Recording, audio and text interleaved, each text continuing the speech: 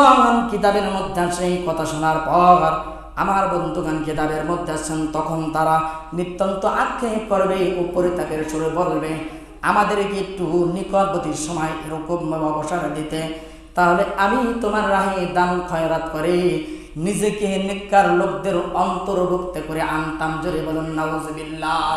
তখন কি আর সময় দেওয়া হবে? কিয়ামতের ময়দানে এই আরজিগুলো আল্লাহ তাআলার কাছে পেশ করবো।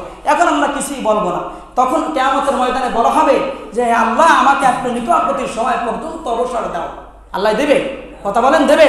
তাহলে আপনার আমার পূর্বে যারা দুনিয়া থেকে বিদায় হয়ে গেছে, যারা আজ থেকে আপনার আমাদের এরকম মুরব্বীদের পূর্বে যারা দুনিয়া থেকে বিদায়, তারাই কিন্তু দুনিয়াতে আসতে পারতো।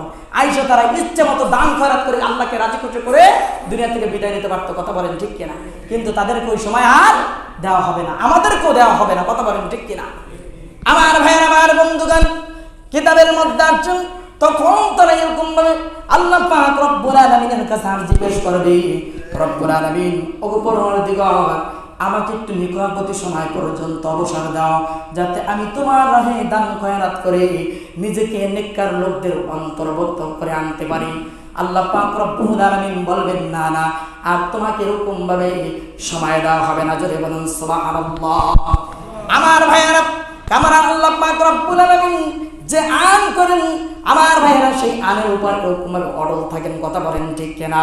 আমার বন্ধুগণ, আমার ভাইয়েরা, কিতাবের মধ্যে এসেছে, মুসলমান ভাইয়েরা আমার, এই জন্য যারা আমার ভাইয়েরা সময় সুযোগ থাকতে আল্লাহ পাক রব্বুল আলামিনের রাহে দান খয়রাত করেনি, মুসলমান ভাইয়েরা আবার তারা শেষ করবে এসে আমার ভাইয়েরা তারা আল্লাহ তাআলার কাছে কিয়ামতের ময়দানে আরজি পেশ করবে। তখন দেখা যাবে ওই আরজি কোনো কাজে লাগবে না। কথা বলেন ঠিক কিনা?